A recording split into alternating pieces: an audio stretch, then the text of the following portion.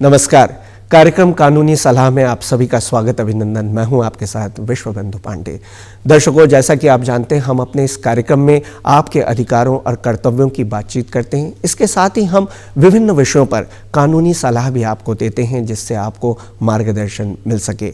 आज हम अपने इस कार्यक्रम में बेहद खास विषय यौन अपराधों से बच्चों का संरक्षण किस प्रकार से हो सकता है, इस विषय पर बातचीत करेंगे। और इस विषय पर बातचीत करने के लिए हमारे साथ स्टूडियो में खास मेहमान मौजूद हैं। आइए उनकी मुलाकात आपसे कराते हैं। हमारे साथ में सबसे पहले श्रीमती ममता रौथान जी, जो कि उत्तराखंड बाल अधिकार संरक्षण आयोग में विधि अधिकारी हैं। इसके साथ ही हमारे दूसरे खास मेहमान हैं डॉक्टर पवन शर्मा जी, जो कि एक मनोवैज्ञानिक है। आप दोनों का ही हमारे स्टूडियो में हार्दिक स्वागत है, अभिनंदन। बहुत बहुत धन्यवाद। डॉक्टर साहब से सबसे पहले हम शुरुआत करेंगे कि यौन अपराध क्या हैं और इससे अभिप्राय क्या है।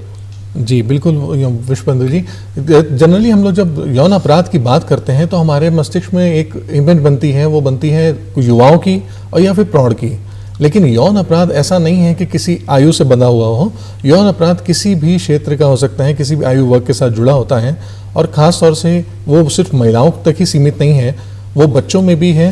और कई बार तो ऐसे केस हुए हैं जो कि पुरुषों के खिलाफ भी हुए हैं जी।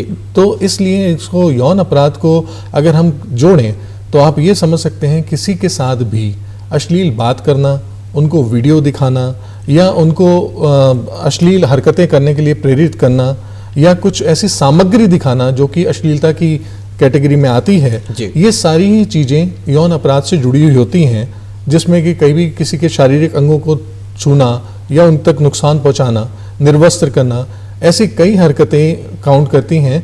इसलिए इसको आप किसी भी एक कैटेगरी में नहीं डाल सकते हैं कि यौन अपराध सिर्फ और सिर्फ तभी कहलाएगा जब दोनों के बीच में संबंध बना हो। तो किसी की भी आपने निजता में अगर खलल डाला है तो ये यौन अपराध के रूप में जाना जाता है। जी डॉक्टर साहब, बहुत अच्छे ढंग से आपने इसको परिभाषित किया। मैं मैम से जानना चाहूँगा, मैम, कानून में बाल यौन अपराधों के लिए क्या कुछ प्रावधान किए गए हैं, किस तरह की विशेष व्यवस्था कानून में बनाई गई है? देखिए, जैसे अभी पवन जी ने कहा कि बाल यौन अपराधों को कैटेगराइज नहीं किया जा सकता है। वो यौन के बड़ों के साथ, बच्चों के साथ, महिलाओं के साथ, किसी के साथ भी हो सकता है। तो कानून में बच्चों के लिए स्पेशल प्रावधान किया गया है, पॉक्सो एक्ट, यौन अपराधों से बालकों का संरक्षण अधिनियम 2012 जी। इसके तहत जो है ये एक्ट जो है स्पेशल सिर्फ 18 वर्ष से नीचे के बच्चों से अभिप्राय वह व्यक्ति जो 18 साल से नीचे है, चाहे वो लड़का है चाहे वो लड़की है, इवन थर्ड जेंडर के लिए भी ये एप्लीकेबल है जी।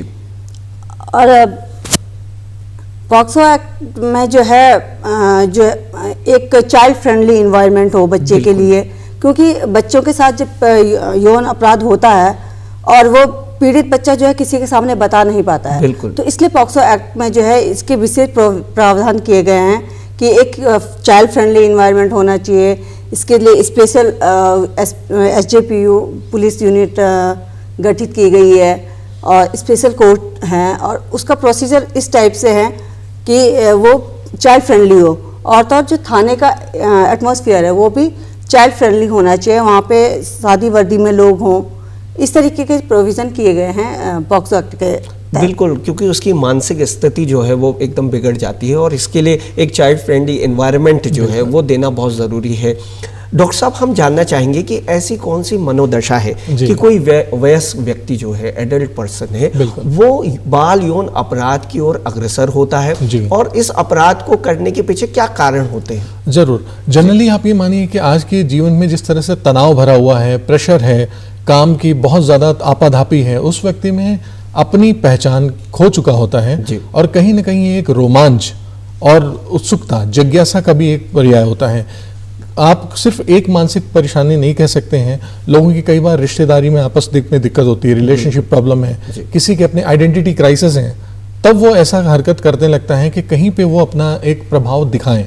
और अगर आदिकाल से आप देखना चाहेंगे तो कभी भी जब भी मनुष्य हो या जानवर हो, कभी किसी पे अपना अधिकार जमाते हैं तो वो ज़्यादातर देखेंगे कि उनके साथ वो यौन अपराध या यौन प्रभाव दिखा करके ही कहते हैं कि ये हमारे अधिकार क्षेत्र में आता है। तो इस तरह का जब अधिकार दिखाना चाहता है कोई, तो जनरली एक हमारी मानसिकता है और हमारे जेनेटिक भी ये इश्यूज हैं कि हम कहीं ना कहीं यौन अपराध करते हैं। और उसमें बच्चे हमारे लिए इसलिए आसान होते हैं क्योंकि बच्चे यौन अपराध से अनभिज्ञ होते हैं, वो विरोध नहीं कर पाते हैं, जानते नहीं हैं, पता नहीं होता है, तो वो ऐसे व्यक्तियों के लिए आसान शिकार होते हैं जी। वो बड़ों के साथ करेंगे तो मे बी उनको विरोध हो सकता है, या बात करने में परेशानी हो जाएगी, या पहल करने में दिक्कत हो सकती है, चुनौती हो सकती है, लेकिन बच्चे उनके लिए बहुत आसान ही टारगेट बनते हैं, आसान शिकार होते हैं, इसलिए वो ऐसी हरकतें बाल के साथ ज़्यादा करते हैं। और इस पुराने कुछ आप दशकों में देखेंगे कि हमारे यहाँ बाल अपराध वाकई में बहुत ज़्यादा बढ़े हैं, और जो खास तौर से यौन से जुड़े हुए हैं, क्योंकि जो हमारी युवा पीढ़ी आ रही है उनके साथ में आइडेंटिटी क्राइसिस ज़्यादा हो रही है कि वो अपने साथ पहचान नहीं बना पा रहे हैं, एक अच्छे नागरिक की तरह से वो नहीं समझ पा रहे हैं, वो अपनी पढ़ाई में, अपने करियर को लेकर के या नौकरी को लेकर के, इवन रिलेशनशिप को लेकर के बहुत ज़्यादा तनाव में है, परेशानी है, तो कहीं ना कहीं प्रभाव दिखाने के लिए उसको ये आसान जरिया मानते हैं, और इसी वजह से वो कई बार मीडिया से भी भ्रामक होकर के उस तरफ बढ़ जाते हैं। बच्चे कह सकते हैं कि बच्चे एक सॉफ्ट कॉर्नर है इनके लिए। बिल्कुल, बहुत आसान टारगेट है उनके लिए। जी, आसान टारगेट है। जी जी। ममता जी से मैं जानना चाहूँगा मैम कि कानून में विभिन्न प्रावधान हैं, जहाँ पर ऐसे अपराधों के लिए सज़ा का प्रावधान है, कानून में विभिन्न सेक्शंस हैं जिनके माध्यम से सज़ा दी जा सकती है, लेकिन हमें खास तौर से बच्चों के यौन अपराधों के लिए इस तरह के जो ये एक्ट बना है, पोस्को एक्ट है, इसकी आवश्यकता क्यों पड़ी, इस पर आप क्या कहना चाहेंगे? देखिए 2012 से पहले जी यौन अपराधों के लिए जो है सिर्फ आईपीसी में ही प्रोविज़न था जी, और आईपीसी और किशोर न्याय अधिनियम 2000 जी, इसी के तहत जो है सारे प्रावधान थे, किंतु आईपीसी जो है बच्चों के लिए एक अलग कैटेगराइज नहीं करता था, और सिर्फ रेप, जैसे रेप को ही डिफाइन किया था, वो भी पुरुषों के लिए, पुरुषों के खिलाफ था। महिलाओं के लिए कोई इसमें अलग प्रोविज़न नहीं था, बच्चों के लिए कोई अलग प्रोविज़न नहीं था जी।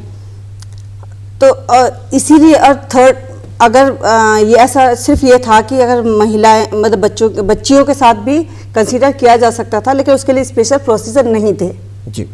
लेकिन लड़कों का कुछ प्रोविज़न नहीं था। और आए दिन आजकल के जो सिनेरियो है, आए दिन जो है ये यौन अपराध जो है बढ़ते जा रहे हैं, बढ़ते जा रहे। तो इसको देखते हुए जो है एक ये सोच रखी गई कि बालकों के लिए, बालकों को यौन अपराधों से संरक्षण के लिए एक अलग से अधिनियम बनाया जाए। तो इसीलिए जो है 2012 में जो है यौन अपराधों से बालकों का संरक्षण अधिनियम 2012 का बनाया गया, और इसकी आवश्यकता को महसूस करते हुए कानून के विशेषज्ञों ने इसको इम्प्लीमेंट किया है। और इसमें क्या है कि कोई भी लड़की या लड़का जी, दोनों के किसी के प्रति अगर यौन अपराध होता है तो उनके लिए सिर्फ सेक्सुअल हरासमेंट या सेक्सुअल संबंध बनाने तक ही सीमित नहीं है जी।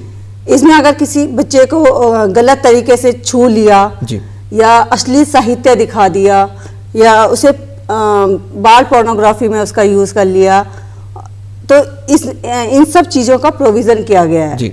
और पॉक्सो के अलावा जो है आईटी एक्ट में भी जो है इसका प्रोविज़न है कि अगर कोई अश्लील साहित्य वगैरह जो है इंटरनेट मीडिया पे या सोशल मीडिया पे डालता है, तो उसमें आईटी एक्ट के अंदर भी सजा का प्रावधान है जी। और इसी के लिए पॉक्सो एक्ट को बनाया गया। डॉक्टर साहब, मैं आपके पास आना चाहूँगा, आपसे जानना चाहूँगा कि यौन शोषण किनके द्वारा होने की संभावना ज़्यादा रहती है? जैसे कि आपने जिक्र भी किया कि एक आसान टारगेट होते हैं बच्चे, और इसलिए उनके साथ में आसानी से किसी तरह का अपराध किया जा सकता है, इसलिए हो। तो किसके द्वारा यौन शोषण किया जा सकता है, क्या करते हैं लोग? जी, पहले हम लोग की मानसिकता होती थी, हम सोच रखते थे कि जो भी यौन शोषण हो रहे होंगे वो यकीनन पुरुषों द्वारा ही हो रहे होंगे और व्यस्त पुरुषों द्वारा होंगे। बिल्कुल। लेकिन हालांकि अभी देखेंगे तो पिछले कई हालों में जो ऐसे केस आए हैं जिसमें कि स्कूल के छोटे बच्चे जो कि 6th-5th क्लास के पढ़े हुए हैं, वो भी अपने सहपाठी के साथ ऐसी हरकतें कर रहे हैं, और ये बुढ़ापे में जो प्रौढ़ लोग हैं जो कि 65 साल 70 साल तक हैं, वो भी इसके विक्टिम बन चुके हैं। तो आप ये कह सकते हैं कि किसके द्वारा होगा ये तो हम कभी भी नहीं बता सकते हैं, पहले भी जज नहीं कर सकते हैं कि किसके द्वारा होगा, क्योंकि जिस तरह से ये जिज्ञासा, रोमांच, ये किसको भी उद्वेलित कर ले, और वो इस एक्ट को कर सकता है। जी। मैं आपको बताना चाहूंगा कि हर एक चौथे बच्चे में से एक बच्चा ऐसा है जो कि वो कहीं ना कहीं सेक्सुअल अब्यूज फेस कर चुका है, यानी यौन शोषण का शिकार हो चुका है। और ऐसे में ही लड़के अगर आप देखेंगे तो हर 18वें लड़के में से कोई एक लड़का ऐसा है जो कि इसका शिकार बन चुका है। जी। और अगर 18 साल के ऊपर के नीचे के लोगों के आप देखना चाहेंगे तो आप देख सकते हैं कि हर 20 में से एक लड़की कहीं ना कहीं ऐसा है कि वो इसको महसूस कर चुकी है अपने जीवन में जी। और इससे गुजरे हैं।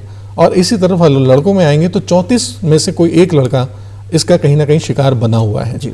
तो हम ये कह सकते हैं कि ये समाज में ऐसा व्याप्त हो गया है और जिस तरह से सूचनाएं हमारे पास ज़्यादा आ रही हैं और उनका कोई रिलायबल सोर्स नहीं है, बिल्कुल, या कोई एक ऐसा कह लीजिए प्रभावी तंत्र है कि जिसकी वजह से जैसे ही सूचना हमारे पास आती है और उसको जिज्ञासावश या रोमांचवश या कई बार हम तो अपने मानसिक विकारों की तरफ, जैसे कुछ लोग ऐसे हैं जिनको बचपन में बहुत दबाया गया है जी, बहुत ही दबे कुचले से हैं, उनको परिवार में कहीं एक जगह नहीं मिली है, तो वो हर जगह अपना प्रभाव देने के लिए कुछ ना कुछ ऐसा बड़ा करना चाहते हैं जो लोगों की नजरों में आए। जी। और वो एक कह लीजिए अपना अटेंशन सीख करने के लिए कुछ ऐसा बड़ा क्राइम करना चाहते हैं ताकि हमारी तरफ ध्यान आकर्षित हो, जी। तब वो ऐसा चीज हरकत करते हैं।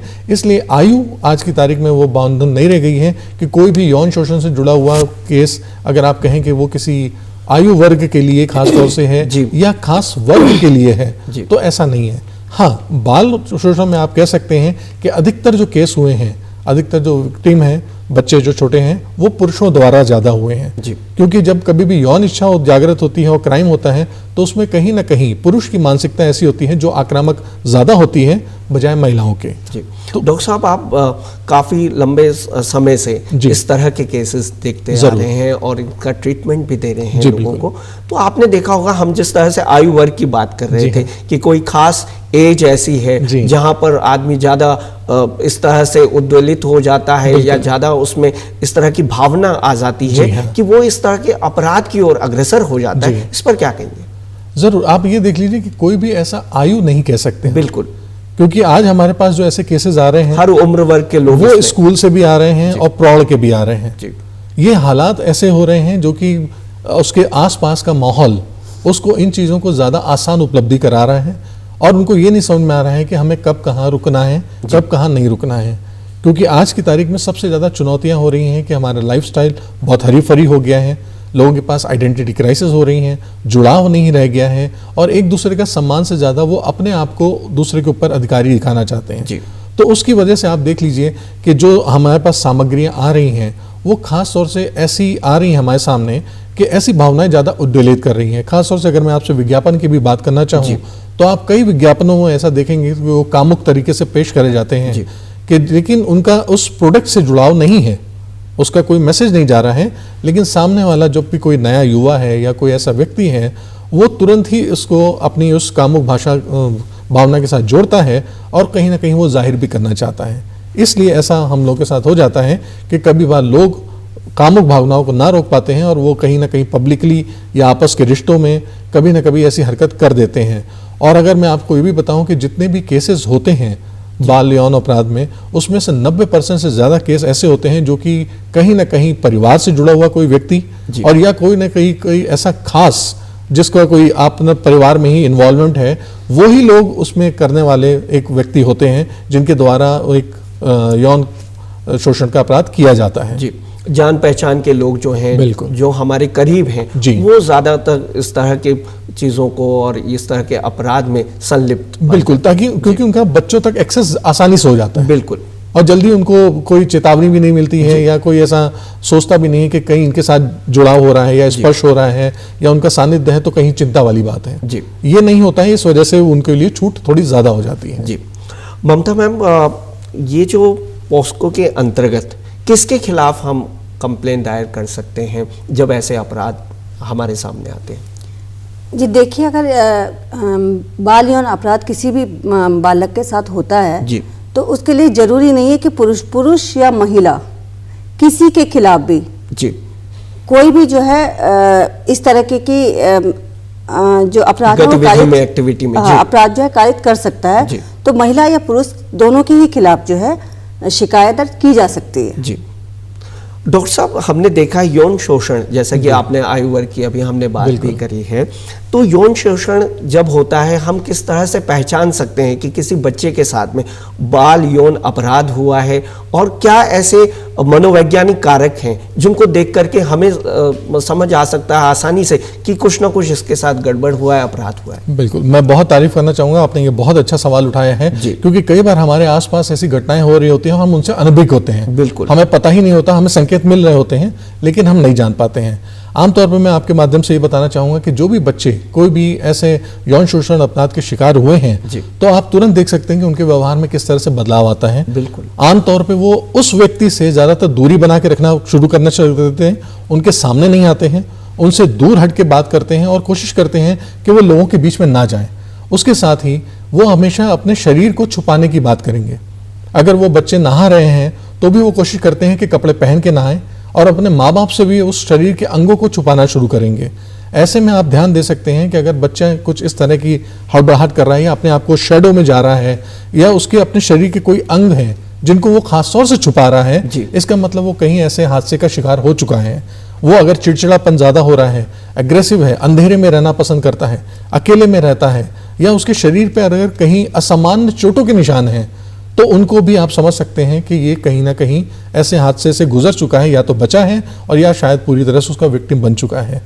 तो अगर ऐसे कोई हरकतें वो कर रहे हैं, रुझान कम है, खाने में कमी हो रही होगी, पढ़ाई में बिल्कुल भी इंटरेस्ट नहीं हो रहा होगा, और वो कहीं भी लोगों के साथ बात कर रहा होगा तो कोशिश कर रहा होगा कि कम से कम शब्दों में बात करें, और या फिर हम उनसे बची जाएं। तो अगर ऐसे कुछ आपको उनसे हिंट मिले या इशारे मिले कि वो अपने शारीरिक रचना को लेकर के अगर शेम महसूस कर रहा है, अगर वो उदासी रहता है और कहता है कि मुझे अपने शरीर से प्रेम नहीं है, तो इस तरह के भाव अगर वो दर्शा रहा है, तो यकीनन कहीं ना कहीं वो यौन शोषण का कहीं शिकार हुआ है, या उसने एक हादसा ऐसा महसूस करा है। तो ऐसे कुछ इशारे हैं जो कि आपको संकेत मिल सकते हैं। वहां पर आपको चाहिए कि आप उस बच्चे से कुछ ज्यादा जानकारी लें, उसमें बात करें, ताकि आप वो चीजें क्लियर कर पाएं। बिल्कुल, और इस तरह की जब बातें होती हैं और हमें अगर हम समझ सकते हैं, हमारी पहचान हो जाए, तो आसानी से उस बच्चे का जो समस्या उसका समय पर हम उसकी मदद कर सकते हैं। जी, बहुत अच्छे तरीके से सर आपने बताया।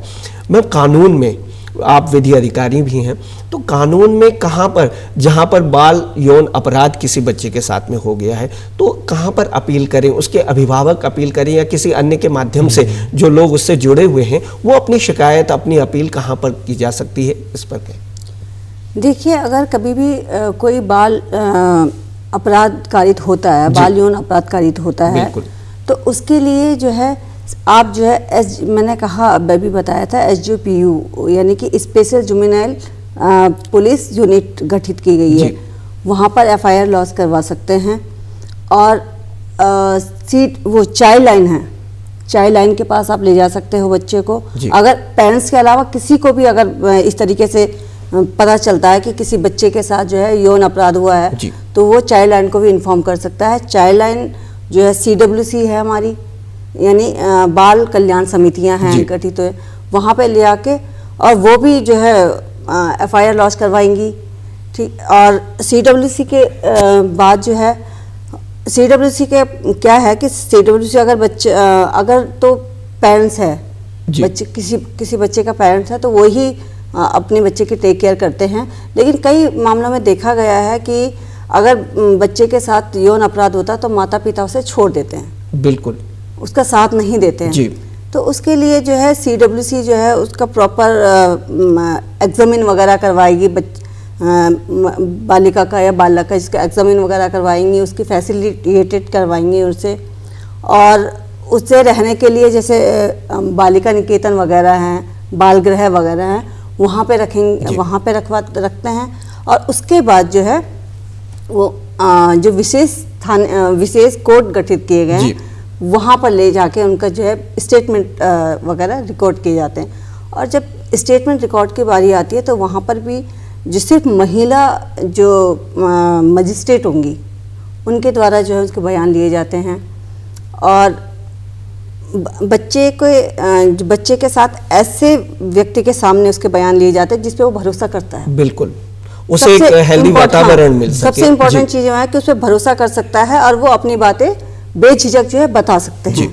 और सारा जो प्रोसीजर होता है वो बिल्कुल चाइल्ड फ्रेंडली होना चाहिए। उसको अगर वहाँ पे पुलिस वाले भी होते हैं तो वो सादी वर्दी में होते हैं जी, सादी वर्दी में होते हैं, ताकि वो अपनी बात को बेझिझक कह सकें। जी, इसके अलावा जो है विशेष कोर्ट जो है गठित की जी। गई हैं पॉक्सो एक्ट के तहत, वहीं इनका ट्रायल, बच्चों का ट्रायल होता है और जो उनको अपने पसंद का अधिवक्ता प्रोवाइड किया जाता है। और अगर कोई बच्चा कोई भाषा नहीं समझता है जी, तो उसको उसके लिए वो ट्रांसलेटर भी जो है प्रोवाइड करवाया। ये सारा प्रोविजन एक्ट में दिए गए हैं। जिससे बच्चे के भाव जो है जिसके वो भाव, आसानी हाँ, से और जी, और उसके बाद जो है उसे जो है सुना के कि हमने ये लिखा है, जिस भाषा में वो समझता है जी, उसके बयान को एज इट इज रिकॉर्ड किया जाता है।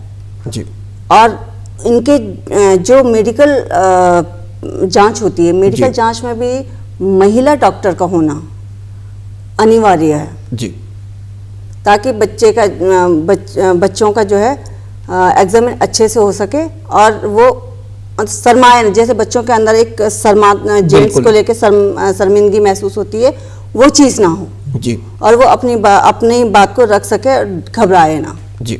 मैम, आपने इसमें पुलिस की कार्रवाई को लेकर भी हमने बातचीत की। विशेष अदालत हैं, कल्याण समितियां हैं, तो क्या पहले जो शिकायत है वो पुलिस के पास जाती है या फिर सीधे कल्याण समिति के पास शिकायत की जा सकती है?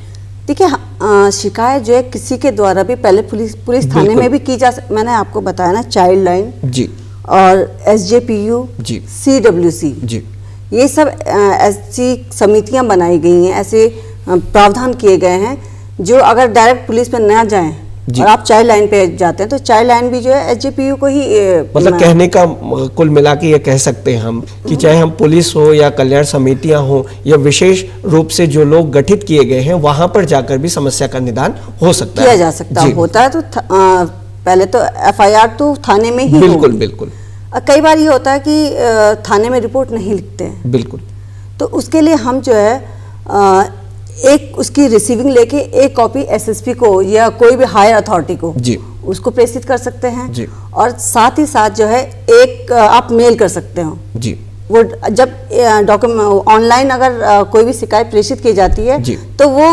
जाहिर सी बात है कि उसको लेना पड़ जाता है, पुलिस को लेना पड़ जा सकता है जी, और उसके लिए वो मना नहीं कर पाती है।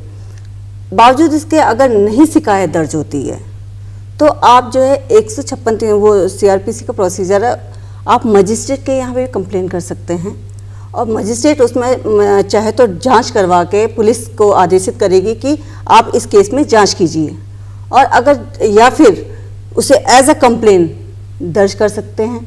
और या तो उसको अगर उन्हें लगता है कि नहीं ये हो सकती झूठी कंप्लेंट्स भी हैं, उसे खारिज किया जा सकता है। जी, और कभी कभी क्या होता है कि किसी भी एक्ट का हमने आज दिन देखा है कि कोई भी अधिनियम है बनते तो हमारे अच्छे के लिए हैं, लेकिन उसका मिसयूज बहुत होता है। जी, तो अगर कोई गलत और झूठी जो है शिकायत पाई जाती है तो उसके खिलाफ भी जो है मिथ्या दोषारोपण के उसके खिलाफ भी जो है पॉक्सो एक्ट में वो प्रावधान है कि उसके खिलाफ भी आरोप दर्ज किया जा सकता है। जी।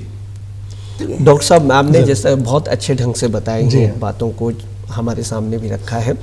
बाल यौन अपराध से बचने के लिए जी क्या सावधानियां बरतें, क्योंकि आजकल शिक्षा का स्तर काफी बढ़ चुका है, चाहे छोटे आयु वर्ग के बच्चे हों, बड़े बच्चे हों या 10th-12th में पढ़ने वाले बच्चे हों, हर किसी को अच्छे ढंग से शिक्षा इतनी अच्छी हो गई है, स्तर भी बढ़ता जा रहा है, डिजिटल जमाना है और हर चीज़ें ऑनलाइन प्लेटफॉर्म के माध्यम से बड़ी सुलभता से हर किसी को आसानी से उपलब्ध भी हैं।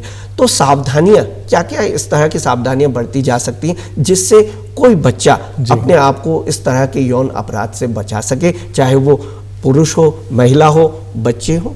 इस पर आपके सवाल की मैं तारीफ करना चाहूँगा, क्योंकि अगर हम इन चीज़ों पे ध्यान दे देंगे तो यकीनन आने वाले कहीं भी अपराध को हम रोक पाएंगे समय से और बहुत पहले से। जी। तो आपके लिए बता दूं कि सबसे पहले तो जागरूकता बहुत ज़रूरी है, और जितना बेहतर हमारा बच्चे के साथ संवाद होगा अपने पारिवारिक माता पिता का या निकटवर्ती का, तो आप उसकी बातें समझ सकेंगे, उसकी बातें जान सकेंगे।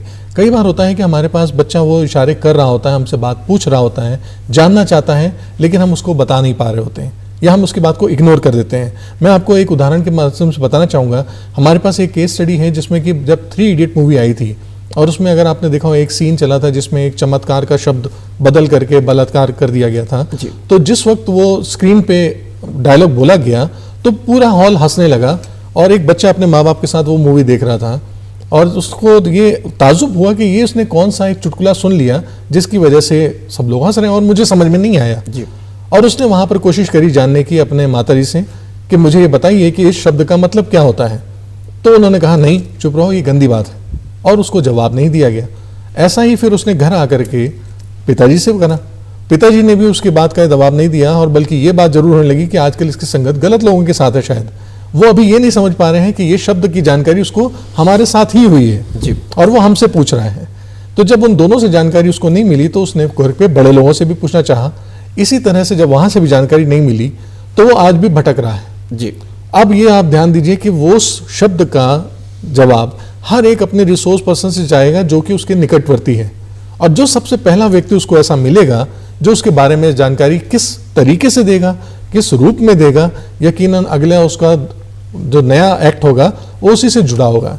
जिस तरह से हम बच्चों के बात करते रहे हैं कि बच्चे चोरी करना अपराध है, लूट करना अपराध है, हम यकीनन उनको ये भी बता सकते हैं कि ये एक अपराध है, हम दूसरे की निजता में खलल डाल रहे हैं। अगर हम इसको अपराध की श्रेणी में बताना शुरू करेंगे तो जिस तरह से आज हम बड़े हो गए हैं, अभी भी हमारा हाथ चोरी करते हुए थोड़ा कांपता है, डरता है, तो ऐसे ही इनमें भी कांपेगा। जरूरी है कि हम सही बात बच्चों तक पहुंचाएं, सही बात समाज तक बताएं।